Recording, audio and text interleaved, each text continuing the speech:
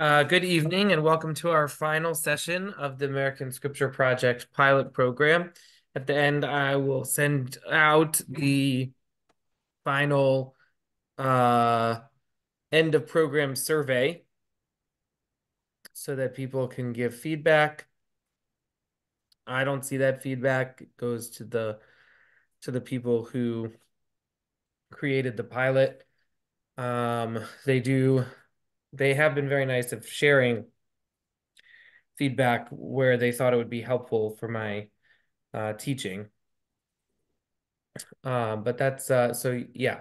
This is our last one. Tonight's class is on the Ursula K. Le Guin short story, The Ones Who Walk Away from Omelas.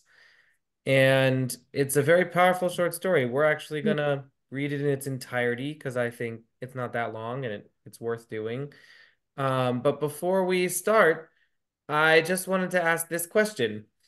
Describe in 1 to 2 words your highest hopes for America. Describe in 1 to 2 words your highest hopes for America. Equality,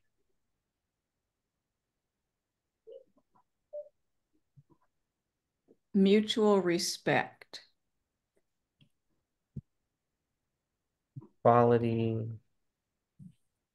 mutual respect.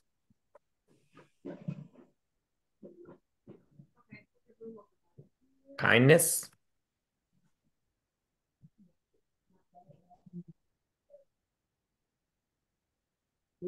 yeah. Okay, good. And a follow-up question. How well do we feel hope is doing in America? a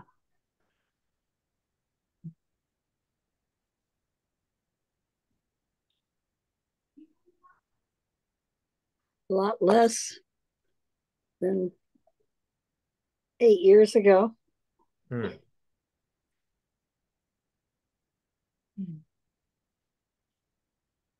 He started with asking what our highest hopes for America are. Do we do we think America is living up to those hopes? Do we feel like America is a place where you can hope for a higher, better future? Um, is it a place where cynicism is more powerful than hope?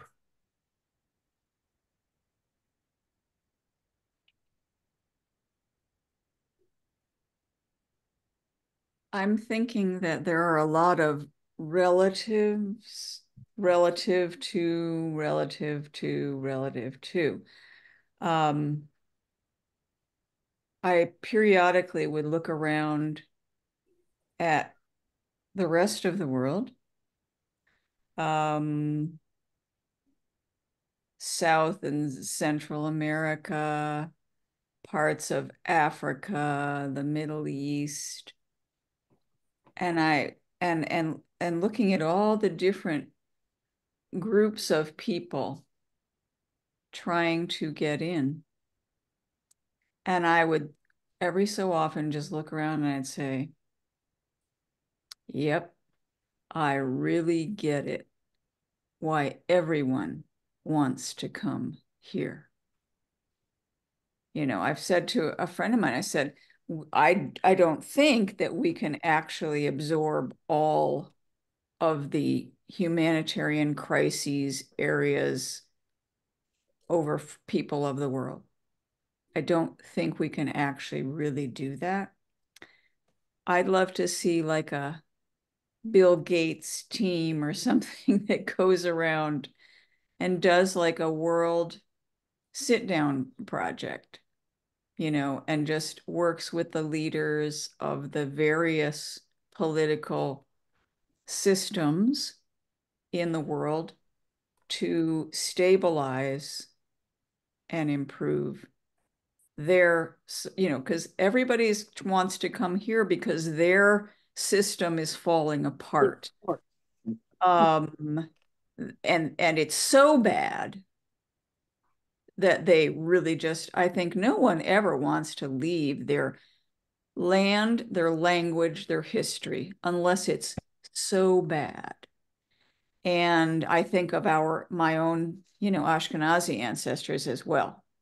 I thought things had to be really bad. It's one of the sadnesses of the Holocaust for me that I think people had become so used to telling themselves that things will get better, it'll pass.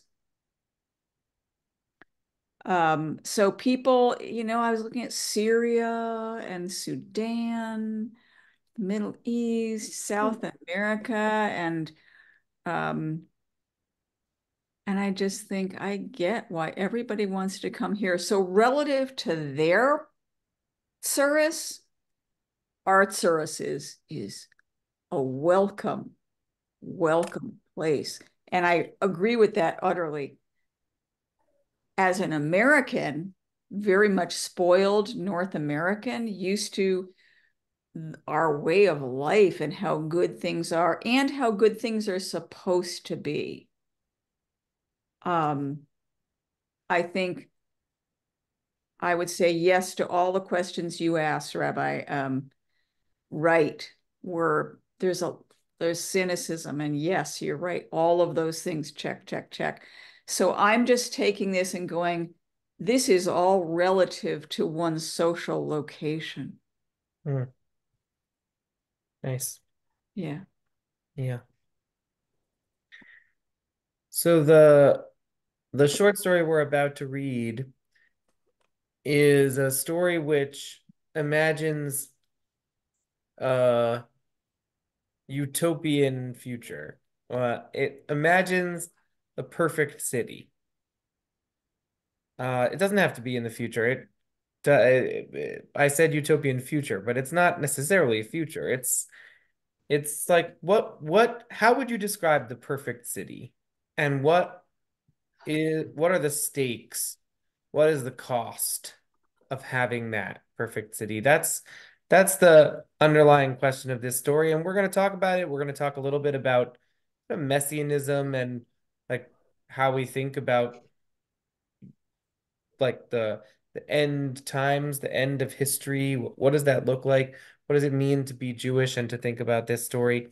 But I think first we're going to start with just a literary analysis. Like what is this story doing for us?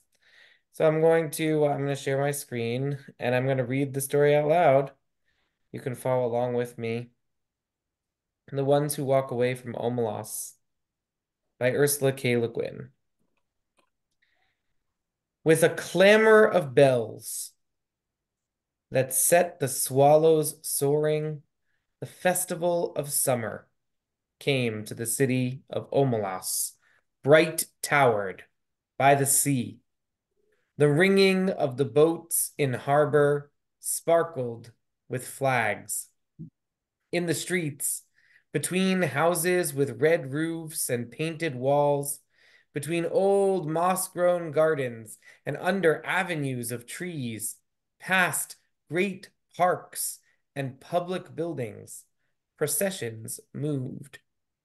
Some were decorous, old people in long, stiff robes of mauve and gray, brave master workmen, quiet, merry women carrying their babies and chatting as they walked. In other streets, the music beat faster, a shimmering of gong and tambourine, and the people went dancing. The procession was a dance. Children dodged in and out, their high calls rising like the swallows crossing flights over the music and the singing.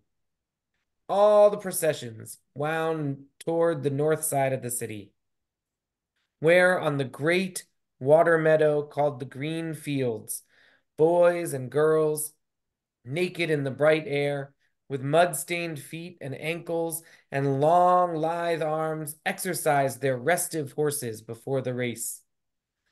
The horses wore no gear at all, but a halter without bit. Their manes were braided with streamers of silver, gold, and green. They flared their nostrils and pranced and boasted to one another. They were vastly excited. the horse being the only animal who has adopted our ceremonies as his own. Far off to the north and west, the mountains stood up, half encircling Omelas on her bay. The air of morning was so clear that the snow still crowning the 18 peaks burned with white gold fire across the miles of sunlit air, under the dark blue of the sky. There was just enough wind to make the banners that marked the race course snap and flutter now and then. In the silence of the broad green meadows, one could hear the music winding throughout the city streets, farther and nearer and ever approaching, a cheerful, faint sweetness of the air from time to time trembled and gathered together and broke out into the great, joyous clanging of the bells. Joyous. How is one to tell about joy? How describe the citizens of Omelas? They were not simple folk, you see, though they were happy. But we do not say the words of cheer much anymore. All smiles have become archaic. Given a description such as this one, tends to make, uh, given a description such as this, one tends to make certain assumptions. Given a description such as this, one tends to look next for the king, mounted on a splendid stallion and surrounded by his noble knights, or perhaps in a golden litter borne by great muscled slaves, but there was no king. They did not use swords or keep slaves. They were not barbarians. I do not know the rules and laws of their society, but I suspect that they were singularly few. As they did without monarchy and slavery, so they also got on without the stock exchange, the advertisement, the secret police, and the bomb. Yet, I repeat that these were not simple folk, not dulcet shepherds, noble savages, bland utopians. There were not less complex than us. The trouble is that we have a bad habit, encouraged by pedants and sophisticates, of considering happiness as something rather stupid. Only pain is intellectual, only evil interesting. This is the treason of the artist, a refusal to admit the banality of evil and the terrible boredom of pain.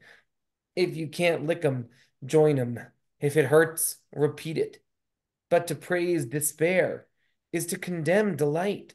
To embrace violence is to lose hold of everything else. We have almost lost hold.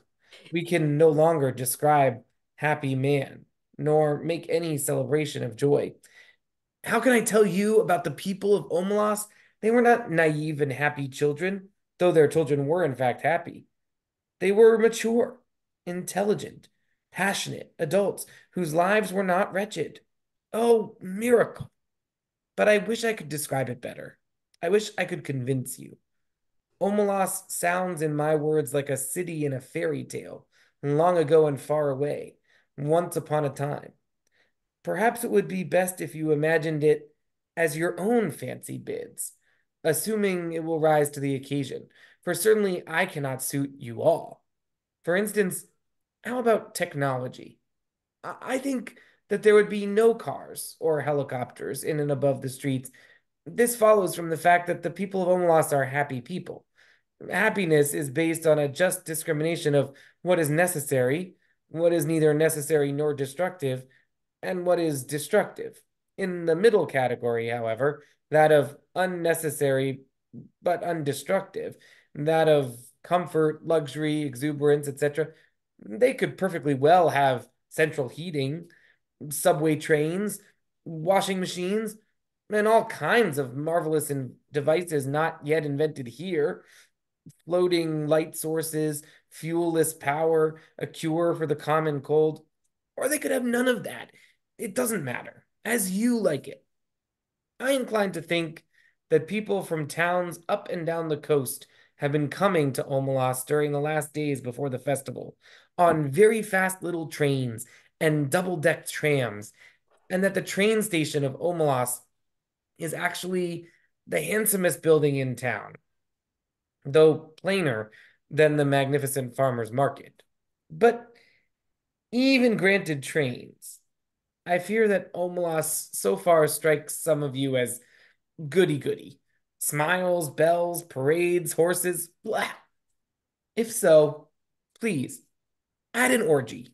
If an orgy would help, don't hesitate. Let us not, however, have temples from which issue beautiful nude priests and priestesses already half in ecstasy and ready to copulate with any man or woman, lover or stranger who desires union with the deep godhead of the blood. Although that was my first idea. But really, it would be better not to have any temples in Omelas, at least not manned temples. Religion, yes. Clergy, no. Surely the beautiful nudes can just wander about, offering themselves like divine souffles to the hunger of the needy and the rapture of the flesh. Let them join the processions. Let tambourines be struck above the copulations, and the glory of desire be proclaimed upon the gongs. And a not unimportant point, let the offspring of these delightful rituals be beloved and looked after by all. One thing I know there is none of in Omelas is guilt. But what else should there be? I thought at first there were no drugs, but that is puritanical. For those who like it, the faint, insistent sweetness of Druse may perfume the ways of the city. Druse, which first brings a great lightness and brilliance to the mind and limbs, and then after some hours, a dreamy languor and wonderful visions at last of the very arcane and inmost secrets of the universe, as well as exciting the pleasure of sex beyond all belief. And it is not habit forming. For more modest tastes, I think there ought to be beer. What else? What else belongs in the joyous city? The sense of victory, surely, the celebration of courage. But as we did without clergy, let us do without soldiers. The joy built upon successful slaughter is not the right kind of joy. It will not do. It is fearful and it is trivial, a boundless and generous contentment, a magnanimous triumph, felt not against some outer enemy, but in communion with the finest and fairest in the souls of all men everywhere and the splendor of the world's summer. This is what swells the hearts of the people of Omelas, and the victory they celebrate is that of life. I don't think many of them need to take Druse. Most of the processions have reached the green fields by now. A marvelous smell of cooking goes forth from the red and blue tents of the provisioners. The faces of small children are amiably sticky. In the benign gray beard of a man, a couple of crumbs of rich pastry are entangled. The youths and girls have mounted their horses and are beginning to group around from the starting line of the course. An old woman, small, fat, and laughing, is passing out flowers from a basket, and tall young men wear her flowers in their shining hair. A child of 9 or 10 sits at the edge of the crowd alone, playing on a wooden flute. People pause to listen, and they smile, but they do not speak to him, for he never ceases playing and never sees them, his dark eyes wholly wrapped in the sweet, thin magic of the tune. He finishes and slowly lowers his hands, holding the wooden flute. As if that little private silence were the signal, all at once a trumpet sounds from the pavilion near the starting line, imperious, melancholy, piercing. The horses rear on their slender legs, and some of them neigh in answer. Sober-faced, the young riders stroke the horses' necks and soothe them, whispering, "Quiet, quiet, there, my beauty, my hope. They begin to form in rank along the starting line. The crowds along the race course are like a field of grass and flowers in the wind. The festival of summer has begun. Do you believe? Do you accept the festival, the city, the joy? No? Then let me describe one more thing. In a basement, under one of the beautiful public buildings of Omelas, or perhaps in the cellar of one of its spacious private homes, there is a room. It has one locked door and no window. A little light seeps in dustily between cracks in the boards, secondhand from a cobwebbed window somewhere across the cellar. In one corner of the little room, a couple of mops with stiff, clotted, foul-smelling heads stand near a rusty bucket. The floor is dirt, a little damp to the touch, as cellar dirt usually is. The room is about 3 paces long and 2 wide, a mere broom closet or disused tool room. In the room, a child is sitting. It could be a boy or a girl. It looks about 6, but actually is nearly 10. It is feeble-minded. Perhaps it was born defective, or perhaps it has become imbecile through fear, malnutrition, and neglect. It picks its nose and occasionally fumbles vaguely with its toes or genitals as it sits hunched in the corner, farthest from the bucket and the 2 mops. It is afraid of the mops. It finds them horrible.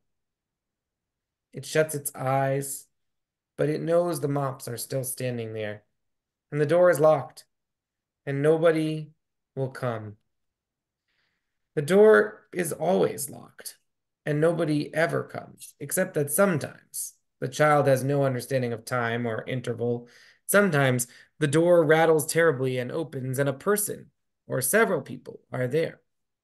One of them may come in and kick the child to make it stand up. The others never come close, but peer in at it with frightened, disgusted eyes. The food bowl and the water jug are hastily filled. The door is locked. The eyes disappear. The people at the door never say anything, but the child, who has not always lived in the tool room and can remember sunlight and its mother's voice, sometimes speaks. I will be good, it says. Please let me out. I will be good. They never answer. The child used to scream for help at night and cry a good deal, but now it only makes a kind of whining, yeah, yeah, and it speaks less and less often. It is so thin that there are no calves to its legs. Its belly protrudes. It lives on a half bowl of cornmeal and grease a day. It is naked. Its buttocks and thighs are a mass of festered sores as it sits in its own excrement continually. They all know it is there, all the people of Omelas. Some of them have come to see it. Others are content merely to know it is there. They all know that it has to be there. Some of them understand why, and some do not. But they all understand that their happiness, the beauty of their city, the tenderness of their friendships, the health of their children, the wisdom of their scholars, the skill of their makers, even the abundance of their harvest and the kindly weathers of their skies depend wholly on this child's abominable misery. This is usually explained to children when they are between 8 and 12, whenever they seem capable of understanding. And most of those who come to see the child are young people, though often enough an adult comes or comes back to see the child. No matter how well the matter has been explained to them, these young spectators are always shocked and sickened at the sight. They feel disgust which they had thought themselves superior to. They feel anger, outrage, impotence, despite all the explanations. They would like to do something for the child, but there is nothing they can do. If the child were brought up into the sunlight out of that vile place, if it were cleaned and fed and comforted, that would be a good thing indeed. But if it were done in that day and hour, all the prosperity and beauty and delight of Omelas would wither and be destroyed. Those are the terms. To exchange all the goodness and grace of every life in Omelas for that single small improvement, to throw away the happiness of thousands for the chance of happiness of one, that would be to let guilt within the walls, indeed.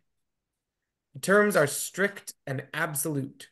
There may not even be a kind word spoken to the child. Often, the young people go home in tears or in a tearless rage when they have seen the child and faced this terrible paradox. They may brood over it for weeks or years, but as time goes on, they begin to realize that even if the child could be released, it would not get much good of its freedom. A little vague pleasure of warmth and food, no real doubt, but little more. It is too degraded and imbecile to know any real joy. It has been afraid too long ever to be free of fear. Its habits are too uncouth for it to respond to humane treatment. Indeed, after so long, it would probably be wretched without walls about it to protect it, and darkness for its eyes, and its own excrement to sit in. Their tears at the bitter injustice dry when they begin to perceive the terrible justice of reality and to accept it. Yet it is their tears and anger, the trying of their generosity and the acceptance of their helplessness, which are perhaps the true source of the splendor of their lives. Theirs is no vapid, irresponsible happiness. They know that they, like the child, are not free. They know compassion.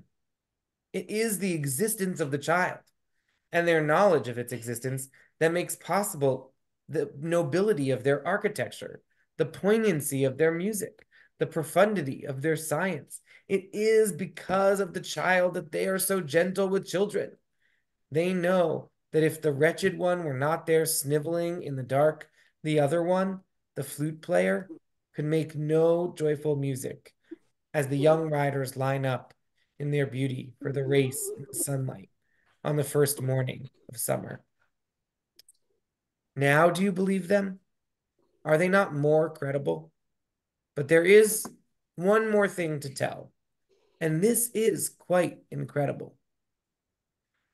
At times, one of the adolescent girls or boys who go see the child does not go home to weep or rage, does not, in fact, go home at all.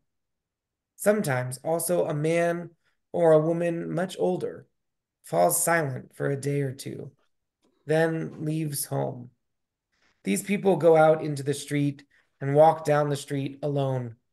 They keep walking and walk straight out of the city of Omelas through the beautiful gates. They keep walking across the farmlands of Omelas. Each one goes alone, youth or girl, man or woman. Night falls. The traveler must pass down the village streets between the houses with yellow lit windows and on out into the darkness of the fields. Each alone, they go west or north toward the mountains. They go on. They leave Omelas. They walk ahead into the darkness, and they do not come back. The place they go towards is a place even less imaginable to most of us than the city of happiness. I cannot describe it at all. It is possible that it does not exist. But they seem to know where they are going, the ones who walk away from Omelas.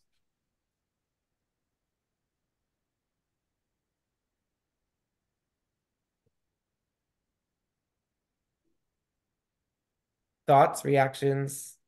What an allegory. OMG. Oh man. Give me 5 minutes. I need to go get my Prozac. Oh my God. Oh. Yeah. I was thinking, gee, and they say writers have a high incidence of suicidality. Like, okay. Oh. Yeah. Wow. What does anybody think? Yeah. So Ursula K. Le Guin, she wrote this in 1973. Three. And 73, 73 was a year that sort of marks a turning point between the progressive 1960s, the civil rights movement, the sexual liberation, Vietnam War protests, feminism, and the dissolution of the disillusionment of the 1970s, right? Watergate, defeat in Vietnam, inflation, rising crime, right? The, she writes this right at a turning point moment. Um, the ones who walk away from Omelas, it asks us, what do we do with the paradox that our idealized lives, as Martha, you described so beautifully before we started? I get why everybody wants to come to America. We live a blessed life here. Yeah. But we overlook so much. At what is our, like, child in the closet, right? Like, how many of our clothes are made by child laborers in Mm-hmm. China or Taiwan or Vietnam? How much of the goodness that we live on is some child in the closet that we can't see, but that we know is there. We know is there. Like, people are honest with themselves. They know that the reason why they can buy affordable clothing is because of that. Yeah. Maybe Ursula K. Le Guin seems to think maybe the reason why we can have rock bands and poets and uh,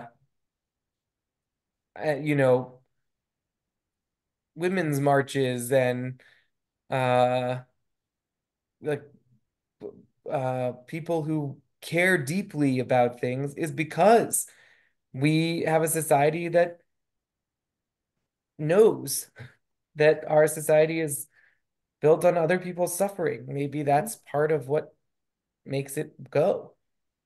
The migrant laborers, um, the essential workers. We saw that during COVID. During COVID. Yeah, the people who had to be there to make the society run, to make our world run.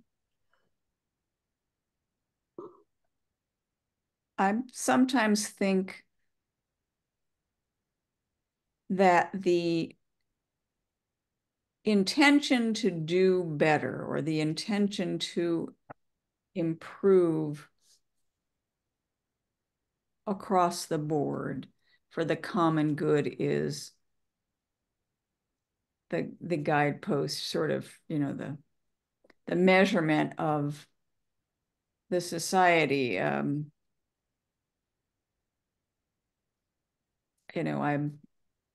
certainly aware of criticism that's so often aimed at Medinat Israel, but I often think to myself, yes, but unlike at least some portion of America, they really actually do intend to do better and are actively working at on many levels to improve things. I ran into a woman who was, I think she was the first um, woman conservative rabbi in Israel, Einat something or other. Mhm. Anyway, this was back in the 90s. And she was actually working with the whole committee. This was 30 years ago. The committee that was really devoted to improving the status and integration of the Ethiopian population within Israel. And I thought, that's it. It's not that is nothing there that could stand improvement. It's that the country as a whole overwhelmingly has its focus to do better and to do right, to do the right thing by, you know, whomever. Maybe in Israel, the the child in the closet is more obvious.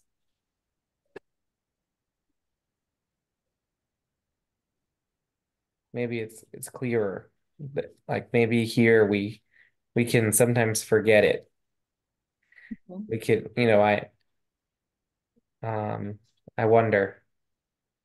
So Ursula K. Le Guin describes the ones who walk away. Mm. What what does it take to walk away?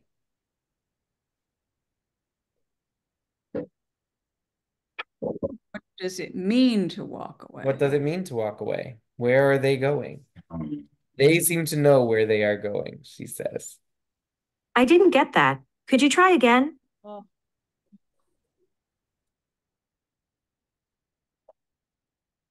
Yeah, it's could you opt out? So Omelas, Ursula Le Guin said that she got the name because she was driving away from Salem, Oregon, and she was looking in her rear view Oh, mirror and she saw Salem O, but backwards, so yeah. Omelas. And Salem is a fitting, it is the most commonplace name in the country. Every state has at least one Salem. And it, of course, um, references Jerusalem, and it references this sort of idea of America as a shining city on a hill, as Jerusalem is a city on a hill. That original speech that described the America as a city on a hill, that described the new world as a city on a hill. Is the city on a hill is a reference to Jerusalem. Um, what what are we willing what are we willing to enjoy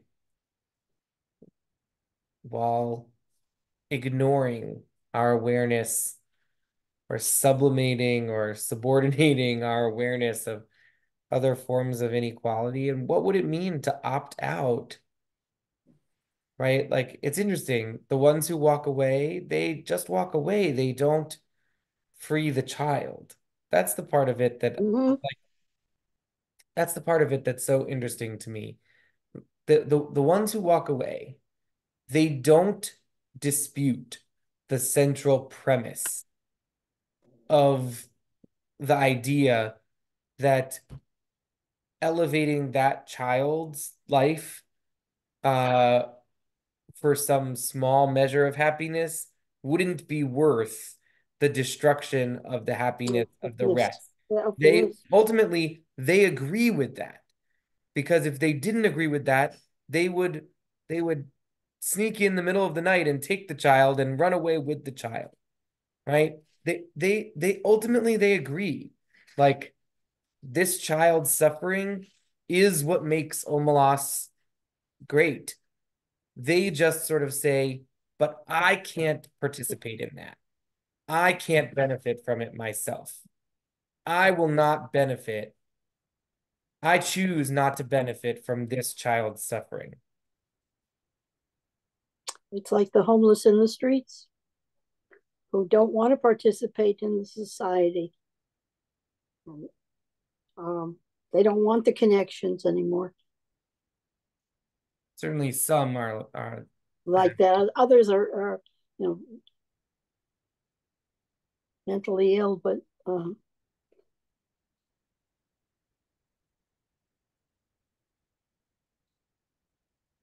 I think that that last bit, the bit about how they don't try to improve the life of the suffering child.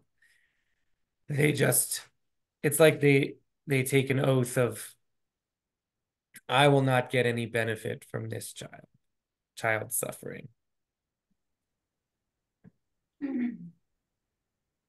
but they're going out into the unknown. Yeah.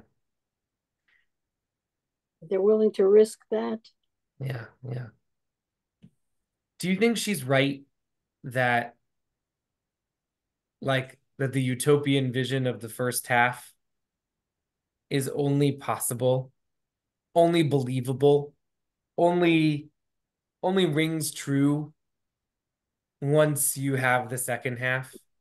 Like when she was saying, "Oh, maybe include drugs if you want to include drugs," or you know, I don't think there are kings, but if you want to imagine a society that's slightly less egalitarian than the one that I imagine, like imagine it however you want. Like I don't think there'll be cars or helicopters, but if helicopters are part of your utopian vision, like then there are helicopters, right? She imagines trains and trams and public transit. That's part of her utopia. But she says, like, the point is not the specific characteristics. The point is that the joy is not it is not an unsophisticated joy. It's a sophisticated joy. It isn't naive, childlike, you know, people. These are real people who understand real suffering. Like, do you think that the understanding real suffering, that the child is necessary condition for that? Can you have the joy without the child? I think that's the other part of her point, right? Is that Hmm.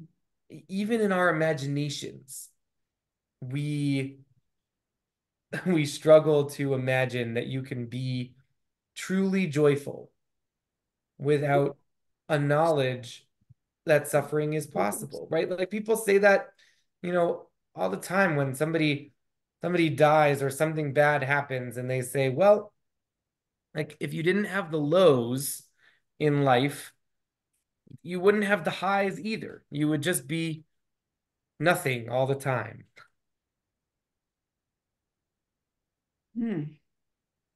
And I think Le Guin is also saying that in some sense. Like the reason that you can the reason why it's so unbelievable, the like city of joy, the joyous city, is because you're like, but how can they be so happy? It's not it does I don't get it. Like what are they happy about? Their lives are meaningless. But once you have that they all know that there's a suffering child, all of a sudden it's like, oh my God, their life isn't meaningless. They are, they are, they understand that that this child is suffering for them.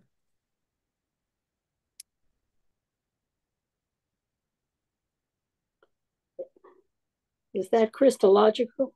I know. I was just going to say that sounds very Christological. Yeah, I mean, I think there's something to that, right? Like Christian theology, right? The Jesus suffered so that we, Jesus takes on the sins of man. yeah, so that the rest of us don't suffer. Yeah, I definitely think that there's something to that. But even without the Jesus overlay on it, I think that there's something to it. I I don't know. I wonder if I could be really happy if I didn't understand pain.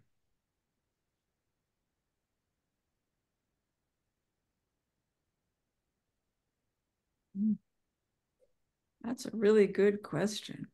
Yeah. Today's news that involves children who are suffering, and in here, right here in Schenectady, um, where a father didn't feed a 5-year-old, and she died on Sunday.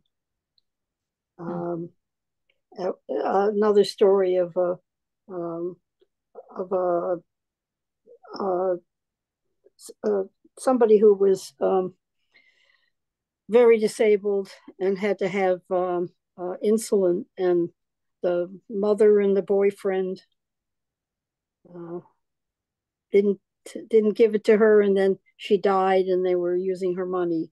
And the woman just a couple of weeks ago who threw the child in the over at General Electric in a pipe. Um, we see this children suffering, uh, so that their parents can be free.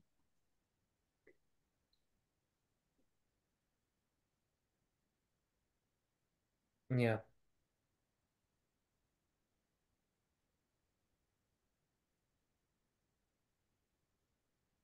So this class, we've been looking at different aspects of American society, and we've been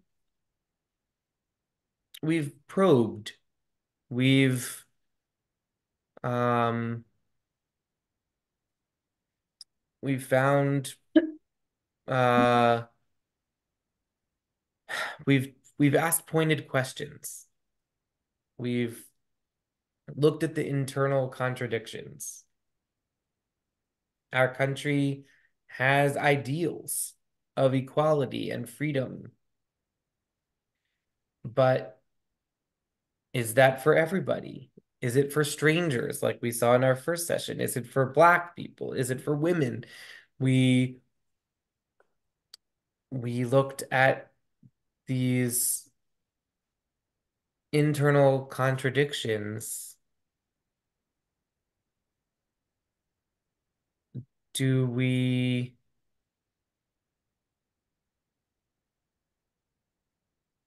do we imagine? Um, is is the project that we've been doing to ask pointed questions about aspects of American scripture, is that a Jewish project? Is it Jewish to be able to see multiple opinions on something, to recognize sort of a dominant narrative and an alternative narrative, a majority opinion and a minority opinion? I think it is. I think that how we look, the lens that we look at things is very much informed by this um, multivocality, that Judaism is uniquely positioned to help Americans in the 21st century, to help us struggle with and talk about the ways in which the ideals, the hopes, the utopia that we imagine for our country of liberty and justice for all fails to live up to that vision. And yet, the prophets of Israel dreamed, and the prophets of Israel described passionate hopes for the future. And the lion will lie down with the lamb, and child will play over a nest of vipers and no one will be harmed, right? We have an imagined possibility, that hope for potential good future is an incredibly important part of the yearning of our tradition. And our tradition also says it has a huge culture of protest, that we should not be satisfied with the world as it is, but should say, no, shall not the judge of all the earth act justly? This is not right. It is not fair. It isn't good. Like Abraham said about the destruction of the city of Sodom. We have a genuine tradition of seeing the ills in our society and striving for something that's better. I think that's also deeply Jewish.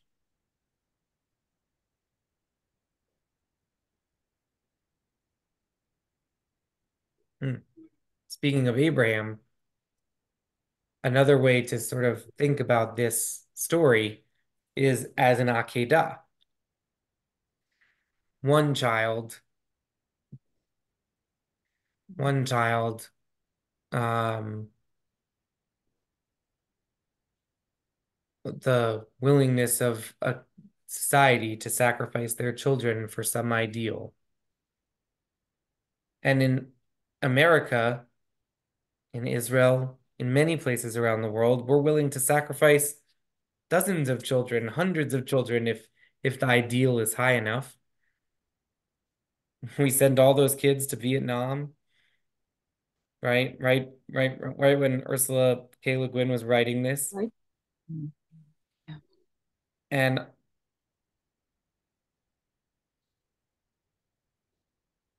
and that didn't turn out to be such a great ideal, but it was something that society was willing to die for, to send off our children to war for. What are the things that we still feel that way about? In one sense, Omelas's single child sitting in their own excrement, that's a completely, it's like we're getting off easy in that city. Only one kid is suffering.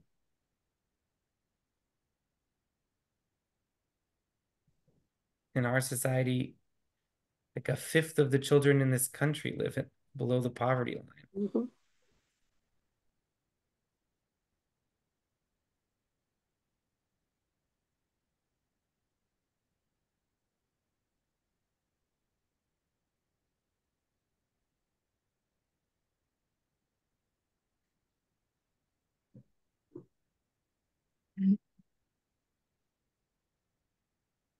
There's a Talmudic text.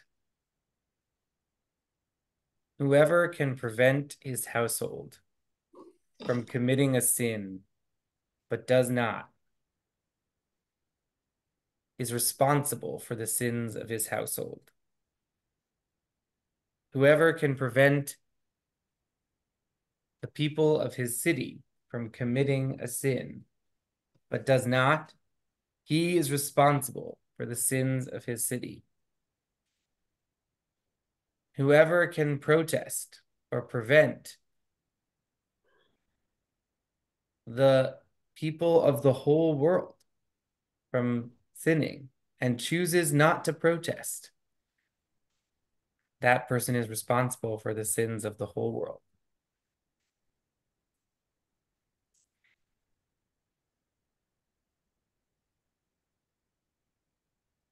In what ways do we see ourselves as opting in or opting out to Omelas?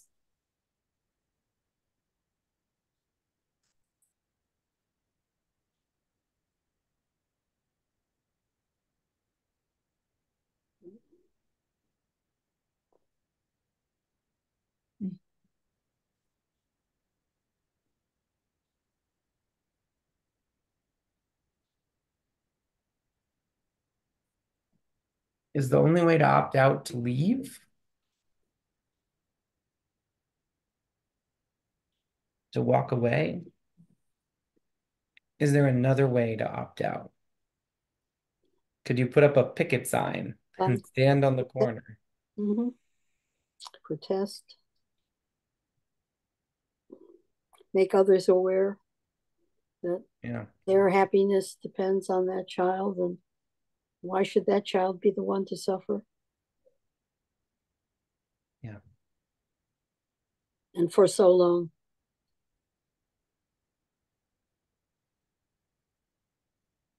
yeah.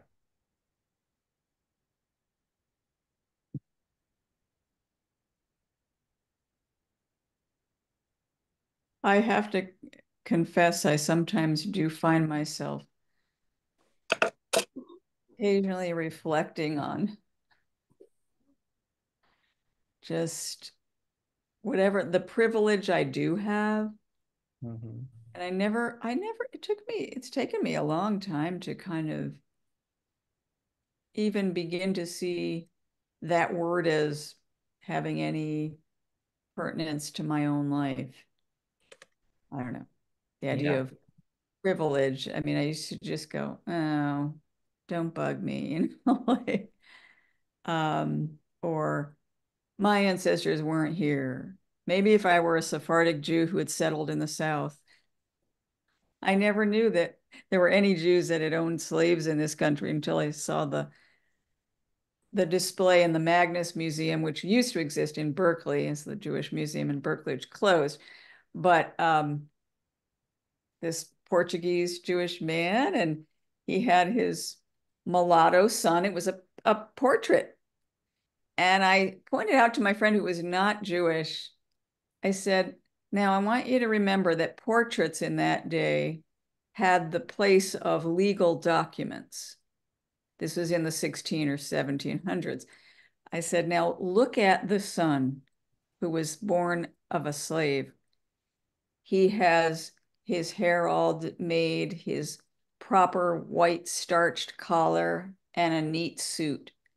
And the man is having his portrait done with his mulatto son. I said, this was a virtually unheard of event in the slavery system of the South because he's owning his son.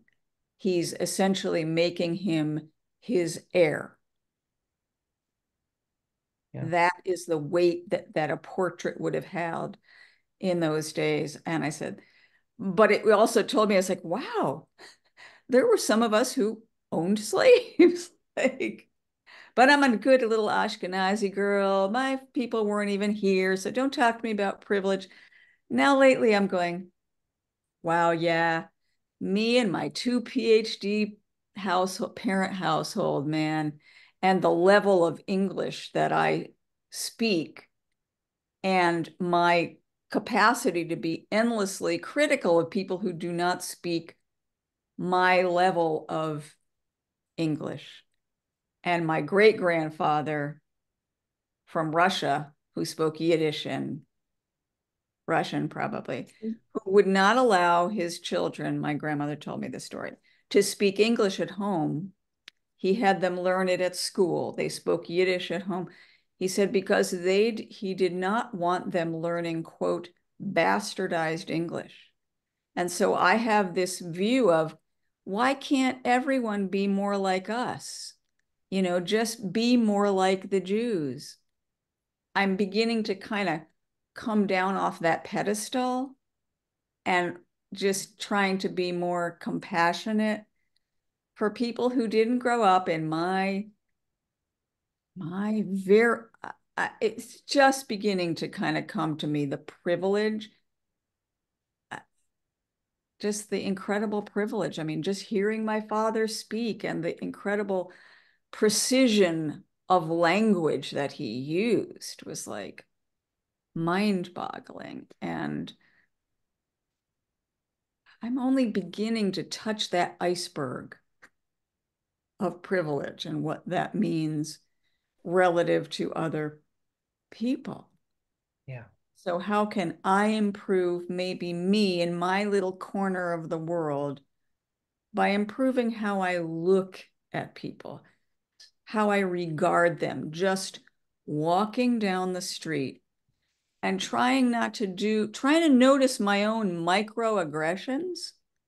Like if I look away Mhm. or walk a little, oh, I'm just beginning to try to notice and change that little bit and to not give the same energy, you know, to someone that I might have. So, Yeah. Thank you. and Well, thank you for all the preparation you've done, Rabbi, because I'm like, wow, oh my gosh, the picture you painted, like of the backdrop of the history of what was going on. I said, oh my God, that would take me like a year of research just to come up with that picture. Like he's just dropped that into place. Like he really did his homework on it. yeah, thank you. Yeah, it was Um, I do, I did, I enjoyed these sessions. I think that the idea of looking at America from a Jewish perspective and aspects of American society and culture and scripture from a Jewish perspective is really very powerful. Um, I think this short story, it is not, super well known. I don't think. It's not like the Declaration of Independence when it comes to like American canon. No, Um, that one got right by me. I was um, an adult when it was a young family when that came out, and yeah. I was past the science fiction phase. I Uh, remember I when, went through that in the 50s. yeah. There's been a lot since then. I can give you a reading list at a different time. Uh, I think I encountered this short story in high school. I think one of my teachers had us read it, and you know, it stuck with me enough that I've come back to it several times over the years. So I wasn't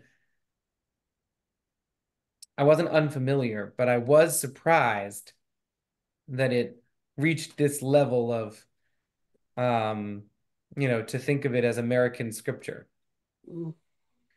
And I do think that it's a very nuanced. I think it's a complicated piece. I think it really it Very is, compact, and there's yeah, so much very in it, compact. and Very there's so much in compact. it. A lot of folks have written utopian novels that have Yeah. been less impactful. You know, The Giver is like it's a very powerful story about the importance of emotion Hmm. and emotionality. And I think this story does all the work that The Giver does in just some paragraphs. Yeah. Um, I want to thank you for engaging with me these 6 sessions. And if please do, I will send out an email with the recording of this session and also with the link to offer some feedback uh, for the course, which I hope that you will do. And also, if you have any hopes for what we might offer next year. Either as if you're thinking to yourself, this once a month thing, 6 sessions separated out by once a month, that worked for me. I can come on the third Thursday of the month or whatever, um, to do a session. If you had a topic or a thought, what would you like me to teach once a month next year? I'd love to get an email that just said, here's something I've been thinking about, and would you be willing to teach on that? You know, because the adult ed committee is right now thinking about what we might do for next year. And you know, some years I've taught, you know, like 14 Thursdays in a row, or I've taught, you know, but then not the rest of the year. Sometimes I've taught, you know, a 3 session course in the fall and a 3 session course in the spring, you know, 3 consecutive weeks, but then, you know, but then not the rest of the year. I liked this sort of once a month thing. It felt like manageable in terms of my Thursday nights. Anyway, if there's a topic that you're interested in, please do get in touch with me about it. And thank you. And if you come up with other possibilities, if you could send them out and say, which of these speaks to you? Happy to do that too. Yep. Yeah. Happy to do that too. All right, excellent. Thank you all so much, and Zisen Pesach. Yes, Yes. This is we'll see you maybe tomorrow. Yeah.